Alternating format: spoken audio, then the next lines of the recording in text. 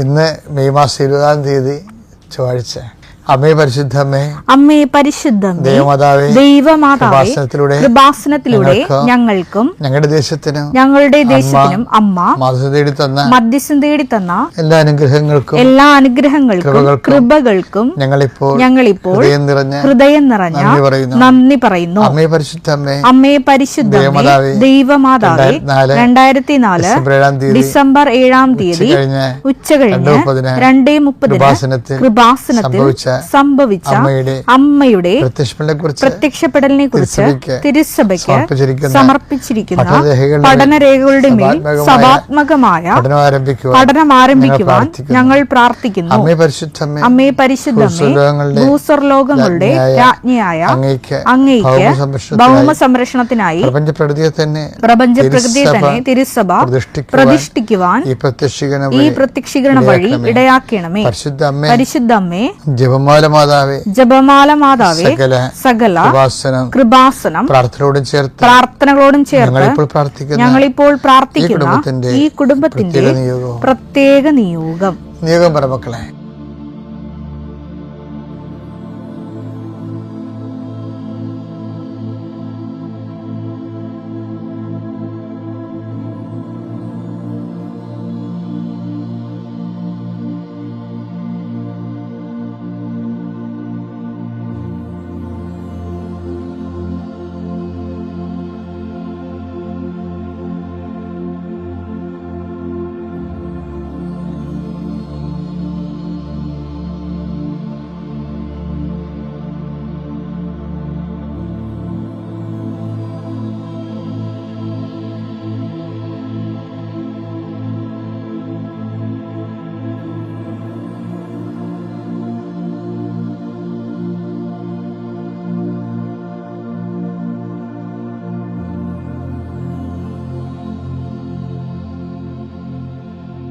അമ്മയുടെ പ്രത്യക്ഷീകരണത്തിന്റെ ഈ അനുഗ്രഹവേളയിൽ ഞങ്ങൾക്ക് സാധിച്ചു തരുവാൻ കനിയണമേ. ആമേൻ. വിശ്വാസ പ്രമാണം. സർവശക്തനായ പിതാവും ആകാശത്തിന്റെയും ഭൂമിയുടെയും സൃഷ്ടാവുമായ ദൈവത്തിൽ ഞാൻ വിശ്വസിക്കുന്നു. അവിടുത്തെ ഏകപുത്രനും ഞങ്ങളുടെ കർത്താവുമായ ഈശോമിശിഹായിലും ഞാൻ വിശ്വസിക്കുന്നു. ഈ പുത്രൻ പരിശുദ്ധാത്മാവിനാൽ ഗർഭസ്ഥനായി കന്യകാമറിയത്തിൽ നിന്ന് പിറന്ന് പൊന്തിയോസ് പീലാത്തോസിന്റെ കാലത്ത് പീഡകൾ സഹിച്ച് കുരിശിൽ തറയ്ക്കപ്പെട്ട് മരിച്ച് അടക്കപ്പെട്ട് പാതാളങ്ങളിൽ ഇറങ്ങി മരിച്ചവരുടെ ഇടയിൽ നിന്ന് 3-ാം നാൾ ഉയർത്ത് സ്വർഗത്തിലേക്ക് എഴുന്നള്ളി സർവശക്തിയുള്ള പിതാവായ ദൈവത്തിന്റെ വലതുഭാഗത്തിരിക്കുന്നു. അവിടെ നിന്ന് ജീവിക്കുന്നവരെയും മരിച്ചവരെയും വിധിക്കുവാൻ വരുമെന്നും ഞാൻ വിശ്വസിക്കുന്നു. പരിശുദ്ധാത്മാവിലും ഞാൻ വിശ്വസിക്കുന്നു. വിശുദ്ധ കത്തോലിക്കാ സഭയിലും പുണ്യവാന്മാരുടെ ഐക്യത്തിലും പാപങ്ങളുടെ മോചനത്തിലും ശരീരത്തിന്റെ ഉയർപ്പിലും നിത്യമായ ജീവിതത്തിലും ഞാൻ വിശ്വസിക്കുന്നു. ആമേൻ. സുഖസ്ഥനായ ഞങ്ങളുടെ പിതാവേ, അങ്ങയുടെ നാമം പൂജിതമാകണമേ. അങ്ങയുടെ രാജ്യം വരണമേ. അങ്ങയുടെ തിരുമനസ് സ്വർഗത്തിലെ പോലെ ഭൂമിയിലുമാകണമേ. അന്നു വേണ്ടുന്ന ആഹാരം ഇന്ന് ഞങ്ങൾക്ക് തരണമേ. ഞങ്ങളോട് തെറ്റ് ചെയ്യുന്നവരോട് ഞങ്ങൾ ക്ഷമിക്കുന്നത് പോലെ ഞങ്ങളുടെ തെറ്റുകൾ ഞങ്ങളോടും ക്ഷമിക്കണമേ. ഞങ്ങളെ പ്രലോഭനത്തിൽ ഉൾപ്പെടുത്തരുതേ, തിന്മയിൽ ഞങ്ങൾ രക്ഷിക്കണമേ. ആമേൻ. നന്മ നിറഞ്ഞ മറിയമേ, സ്വസ്തി. കർത്താവ് അങ്ങയുടെ കൂടെ സ്ത്രീകളിൽ അങ്ങ് അനുഗ്രഹിക്കപ്പെട്ടവളാകുന്നു. അങ്ങയുടെ ഉദരത്തിൻ ഫലമായി ഈശോ അനുഗ്രഹിക്കപ്പെട്ടവനാകുന്നു. പരിശുദ്ധ മറിയമേ, തമ്പുരാന്റെ അമ്മേ, പാപികളായ ഞങ്ങൾക്ക് വേണ്ടി ഇപ്പോഴും ഞങ്ങളുടെ മരണസമയത്തും തമ്പുരാനോട് അപേക്ഷിക്കണമേ. ആമേൻ. കർത്താവേ, നിന്റെ ഉന്നതമായ നാമത്തിന് സ്വസ്ഥം ചെയ്യുന്നു. കർത്താവെ, നിന്റെ വിശുദ്ധ പൗരോഹിത്യത്തെ മഹത്വപ്പെടുത്തണമേ. കർത്താവെ, സഭയിലുള്ള നിന്റെ സാന്നിധ്യം പ്രകടമാക്കണമേ. 39 വർഷം ഞാൻ അർപ്പിച്ച കുർബാനയുടെ യോഗ്യതയാൽ കൃപാസനത്താറെ ജീവനോടെ പ്രത്യക്ഷപ്പെട്ട പരിശുദ്ധ അമ്മയുടെ മാധ്യസ്ഥത്തിലെ കൃപാസനത്താറെ നടന്ന 10,000-കണക്കിന് ആരാധനയുടെ ശക്തിയാൽ ഈ പ്രഭാതത്തിലെ അങ്ങനെ വചനം കേട്ട് പ്രാർത്ഥിക്കുന്ന ഓരോ മക്കളുടെ മേലും അങ്ങയുടെ കൃപയും മഹത്വം ഉണ്ടാകണമെന്ന് പ്രാർത്ഥിക്കുന്നു. കർത്താവെ, കൃപ ഉള്ളിടത്താണ് മഹത്വം ഉണ്ടാകുന്നത്. വിനയം ഉള്ളിടത്താണ് കൃപയുണ്ടാകുന്നത്. കൃപയും മഹത്വവും പോലെ തന്നെയാണ് വിനയവും മഹത്വവും. കർത്താവ്, നിൻ്റെ ഉന്നതമായ ഞങ്ങളെ വിനയപ്പെടുത്തുന്ന ഒത്തിരി സാഹചര്യങ്ങൾ ഞങ്ങളുടെ ജീവിതത്തിൽ ഉടനീളം കാണുന്നുണ്ട്. പലപ്പോഴും അവിടെയെല്ലാം കൃപയാർജിക്കാൻ വേണ്ടി നിൻ്റെ വചനത്തിന് അനുപേക്ഷണീയമായി അവൻ പറഞ്ഞതുപോലെ ചെയ്തുകൊണ്ട് മഹത്വം പ്രാപിക്കാൻ, ദൈവനാമത്തെ മഹത്വപ്പെടുത്തിക്കൊണ്ട് ദൈവം ഏകജാതി നൽകിയ മഹത്വത്താൽ നമ്മൾ മഹത്വീകരിക്കപ്പെടാൻ, ജീവിത സാഹചര്യങ്ങളെ ഉപയോഗിക്കാൻ പരിശുദ്ധാത്മാവ് ഞങ്ങളെ സഹായിക്കണം പ്രാർത്ഥിക്കുന്നു. കർത്താവേ, മക്കളുടെ ഭൗതികമായ വഴികൾ, ഇന്ന് കണ്ടുമുട്ടുന്ന വ്യക്തികൾ, ഇന്ന് ഇടപെടുന്ന കട്ടുമുട്ടുന്ന കടകൾ, കമ്പോളങ്ങൾ, ക്രയവിക്രയങ്ങൾ അങ്ങയുടെ തിരുസന്നിധി സമർപ്പിച്ച് പ്രാർത്ഥിക്കുന്നു. ഇന്ന് കയറിയിറങ്ങുന്ന ഓഫീസുകൾ, ആശുപത്രി പോകുന്നവരുടെ ആശുപത്രിയും അതിൻ്റെ ഡയഗ്നോസിസും, ഡോക്ടറിനെ കാണുമ്പോഴുണ്ടാകുന്ന അവരുടെ എല്ലാവിധ രോഗ വിവരണങ്ങളും, രോഗനിശ്ചയവും, അതിന് മരുന്നിൻ്റെ കുറിപ്പടികളും പ്രിസ്ക്രിപ്ഷനും എല്ലാം പരിശുദ്ധാത്മാവിൽ പൂർണ്ണമായി നിറയാൻ വേണ്ടി കർത്താവിൻ്റെ കരത്തിൻ്റെ കീഴിലേക്ക് സമർപ്പിക്കുന്നു. എൻ്റെ കർത്താവിൻ്റെ ഉന്നതമായ നാമത്തെ സഭയുടെ അധികാരത്തിൽ, കുരിശടയാളത്തിൽ, ദൈവശക്തിയെ നീ ആശീർവദിക്കപ്പെടട്ടെ. കർത്താവ്, ഇന്നത്തെ നിൻ്റെ ദിവസത്തെ ആശീർവദിക്കട്ടെ. Lord, infuse the spirit of power and grace.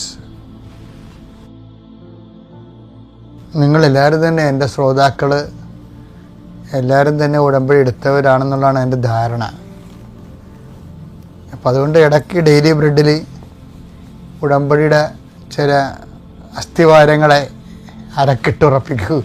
സങ്കീർത്തനം 105:8 വായിച്ച്, അവിടുന്ന് തന്റെ ഉടമ്പടി എന്നേക്കും അനുസ്മരിക്കും.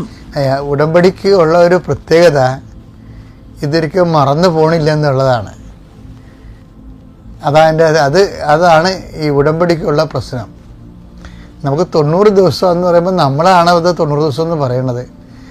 ഉടമ്പടിയുടെ ഫോർമാറ്റിലേക്ക് സംഭവം വന്നു കഴിഞ്ഞാൽ ദൈവം പിന്നെ അത് ഒരിക്കലും മറന്നു പോണില്ല. അതാണ് പറയണത്. അവിടെ തൻ്റെ ഉടമ്പടി എന്താണ്? എന്നേക്കും അനുസ്മരിക്കും. തന്റെ വാഗ്ദാനം തലമുറകൾ വരെ ഓർമ്മിക്കും. അപ്പോഴേ എപ്പോഴും ഈ ഉടമ്പടിയുടെ ഒരു സെർട്ടനിറ്റി എന്താണെന്നറിയാമോ? ഉടമ്പടിയുടെ അടിസ്ഥാനം ദൈവത്തിൻ്റെ വാഗ്ദാനമാണ്. ദൈവം ഒരു മനുഷ്യന് ഇഹത്തിലും പരത്തിലുമുള്ള ആവശ്യങ്ങൾക്കെല്ലാം കൂടി ദൈവം നമുക്ക് അത് പ്രാപിക്കാൻ വേണ്ടി നമുക്ക് നൽകണത് വാഗ്ദാനമാണ്. വാഗ്ദാനം എന്ന് പറഞ്ഞാൽ എന്താണ്? ഇപ്പം നമ്മുടെ വാഗ്ദാനം എന്ന് പറഞ്ഞാൽ ശരിക്കും പറഞ്ഞാൽ സ്കീംസ് എന്ന് പറയാം അതിന് വേണമെങ്കിൽ. നമ്മുടെ വാഗ്ദാനത്തിന് നമ്മൾ ഇംഗ്ലീഷിൽ പ്രോമിസ് എന്നൊക്കെ പറയാമെങ്കിലും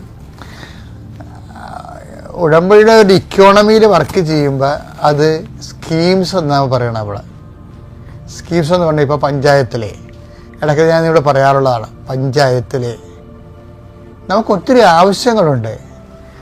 പക്ഷേ പഞ്ചായത്തിലാണല്ലോ മനുഷ്യൻ്റെ ഏറ്റവും ഗ്രാമീണ ഘടകം.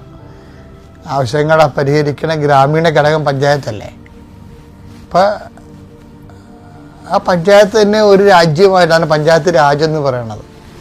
രാജ്യമെന്ന രീതിയിലാണ് അതിൻ്റെ ഒരു ലെജിസ്ലേറ്ററായിട്ടാണ് പഞ്ചായത്ത് ഭരണസമിതിയൊക്കെ വരണത്. ഭരണഘടനാ സ്ഥാപനമാണത്. അപ്പം അവിടെ ജനങ്ങൾക്ക് ആവശ്യമായ എല്ലാം വരേണ്ടതാണ്. ഭാവിയിൽ വരുമെന്നൊക്കെ പ്രതീക്ഷിക്കാം. അപ്പോൾ അവിടെ ആവശ്യങ്ങൾ നമ്മുടെ ഒരു ആവശ്യങ്ങൾ പറയുമ്പോൾ അവർ ചെറിയ സമയത്ത് പറയും അതിന് സ്കീമില്ലെന്ന് പറയും. അതാണ് വിഷയം. ആ സ്കീമില്ല. ഇപ്പം നമ്മൾ മഴ വരുന്ന സാറേ പെര റിപ്പയർ ചെയ്യണമെന്ന് പറയും പുതിയ പെര വെച്ചു കൊടുക്കാനുള്ള സ്കീമുണ്ട്, പക്ഷേ ഫണ്ട് വന്നിട്ടില്ലെന്ന് പറയും. പക്ഷേ റിപ്പയർ ചെയ്യുക സ്കീം പോയില്ല. അതിന് ആപ്ലിക്കേഷൻ റിജക്റ്റ് ചെയ്യും. ആപ്ലിക്കേഷൻ വെക്കാൻ പറ്റത്തില്ല, കാര്യം സ്കീമില്ലാത്തത് കൊണ്ടാണ്. ദൈവം എന്ത് വെച്ച് കഴിഞ്ഞാൽ എല്ലാത്തിനും ഇങ്ങനെ സ്കീമാക്കി വെച്ചിരിക്കുകയാണ്. ഇത് ദൈവത്തിൻ്റെ സിംഗിൾ സ്കീം എന്ന് പറഞ്ഞാൽ എന്താ? 8000 855 വാഗ്ദാനങ്ങൾ ദൈവം കൊടുത്തിരിക്കണം. അതിൻ്റെ അകത്ത് ഇഹത്തിലും പരത്തിലുള്ള എല്ലാ ആവശ്യങ്ങളും അതിൻ്റെ അകത്ത് ഉൾക്കൊണ്ടിട്ടുണ്ട്. എന്നിട്ട് ദൈവം എന്നാ ചെയ്തിരിക്കണമെന്ന് ഇതിനെല്ലാത്തിനെയും കൂടി സിംഗിൾ ആപ്പെന്ന് പറയത്തില്ലേ, സിംഗിൾ റൂഫിൻ്റെ അകത്ത് കൊണ്ടുവന്നത്. ഈ മൾട്ടി പർപ്പസുകളെല്ലാം സിംഗിൾ റൂഫ് ചെയ്തിരിക്കുകയാണ്. ആ റൂഫിങ്ങിൻ്റെ പേരാണ് ക്രിസ്തു എന്ന്. അതാണ് ക്രിസ്തു എല്ലാമാണ്, എല്ലാവരിലുമാണ്. കൊളോസിയൻസിന്റെ 3:11 ക്രിസ്തു എല്ലാമാണ്, ക്രിസ്തു എല്ലാമാണ്, എല്ലാവരിലുമാണ്. അത് എന്താ സംഭവിച്ചു കഴിഞ്ഞാൽ ഈ ക്രിസ്തു എന്ന് പറഞ്ഞ ഉടനെ പരിശുദ്ധാത്മ പറയും not only for Christians, not only for Jews. അത് പറഞ്ഞ പരിശുദ്ധാത്മാവ് ഉടനെ ക്രിസ്തുവിനെ വ്യാഖ്യാനിച്ചിട്ട് പരത്തും. കാര്യം ദൈവം ക്രിസ്തുവിനെ കൊടുത്തിരിക്കുന്നത് എല്ലാവർക്കും വേണ്ടിയാണ്. അതുകൊണ്ട് തന്നെ സഭയുടെ വലിയ ഉത്തരവാദിത്തമാണ് എല്ലാവരെയും ക്രിസ്തുവിൻ്റെ ഒരു സിംഗിൾ റൂഫിൻ്റെ താഴെ കൊണ്ടുവരിക എന്നുള്ളത്, വിശ്വാസത്തിലെ. അല്ലാതെ അവരെ മതം മാറ്റുകയോ അവരുടെ ജീവിത രീതി അവർ ജീവിച്ചു പോകുന്ന രീതി അവരുടെ പാരമ്പര്യങ്ങൾ മാറ്റുകയോ എന്ന് അത് സെക്കൻഡറിയാണ്. അത് പതുക്കെ സംഭവിച്ച് ക്രിസ്തുവിനെ സ്വീകരിക്കുന്ന അനുസരിച്ച് സംഭവിക്കേണ്ടതാണ്. അല്ലാതെ ഇത് മാറ്റിയാൽ മാത്രമേ ക്രിസ്തുവിനെ സ്വീകരിക്കാൻ പാടുള്ളൂ പറഞ്ഞുകൊണ്ട് ഒരു വാട്ടർ ടൈറ്റ് കമ്പാർട്ട്മെൻ്റ് ഉണ്ടാക്കുന്നത് മിഷണറി ആയിട്ട് പറഞ്ഞ ഹെൽത്തി അല്ല. മനസ്സിലായില്ലേ? കാരണം ആൾക്കാർ ഒത്തിരി പ്രാധാന്യം കൊടുക്കുന്നത് ഇന്നതൊക്കെ മാറ്റിയാൽ ക്രിസ്തുവിനെ സ്വീകരിക്കാൻ പറ്റത്തുള്ളതെന്നാണ് പറഞ്ഞിട്ടാണ് ചില ആൾക്കാർ വാട്ടർ ടൈറ്റ് കമ്പാർട്ട്മെൻ്റ് ഉണ്ടാക്കുന്നത്. ക്രിസ്തു അത് അംഗീകരിക്കുമെന്ന് നമുക്കറിയത്തില്ല. കാര്യം വെച്ച് കഴിഞ്ഞാൽ ക്രിസ്തുവിനെ സ്വീകരിക്കുന്ന അനുസരിച്ചാണ് വെളിച്ചം കൂടുന്ന ഓരോ വിഷയത്തിനും സുവിശേഷത്തിനും നമ്മൾ വെളിച്ചം എന്ന് പറയുന്നത്. ഓരോ മേഖലയിലേക്കും സുവിശേഷ വെളിച്ചം പ്രവേശിക്കുന്ന അനുസരിച്ചാണ് ആ മേഖലയിലുള്ള ഇരുട്ട് മാറി മാറി കൊടുക്കുന്നത്. പിടികിട്ടിയ അതൊരു മിഷണറി സമീപനമാണത്. എന്ന് വെച്ച് കഴിഞ്ഞാൽ നമ്മളൊരു ഒരു വ്യക്തികളെ, നമ്മളെ ഉദ്ദേശം എന്താണ്? ഒരു വ്യക്തിയെ മതം മാറ്റിയെടുക്കണം ഉദ്ദേശം. അങ്ങനെ ഒരു ഉദ്ദേശമില്ല. മറിച്ച് എന്താണ്? ഒരു വ്യക്തിക്ക് ക്രിസ്തുവിനെ അറിഞ്ഞ് ജീവിക്കണം. That's only. ക്രിസ്തുവിനെ അറിഞ്ഞ് ജീവിക്കണം. ക്രിസ്തുവിനെ അറിഞ്ഞ് ജീവിക്കുക എന്ന് പറയുമ്പോൾ ഈ സകല വാഗ്ദാനങ്ങളും ക്രിസ്തുവിൽ അതേ തന്നെയാണ്. 2 കൊരിന്ത്യർ 1:20 ദൈവത്തിന്റെ സകല വാഗ്ദാനങ്ങൾ, അതായത് 8855 വാഗ്ദാനങ്ങളും ക്രിസ്തുവിൽ അതേ എന്ന് തന്നെ. ക്രിസ്തുവിൽ യേസ് ആണെന്ന്. അപ്പൊ സിംഗിൾ റൂഫായി കൊണ്ടുവന്നിരിക്കണേണ്ട. അപ്പൊ ഈ 10,000 വാഗ്ദാനങ്ങൾ ഓരോന്നിനും വിളിച്ച് ചോദിക്കേണ്ട കാര്യമില്ല. നിങ്ങൾ ക്രിസ്തുവിനെ ചോദിക്കുക, ബാക്കിയുള്ളതെല്ലാം നിങ്ങൾക്ക് ചേർത്ത് നൽകപ്പെടുമെന്ന് പറഞ്ഞത്.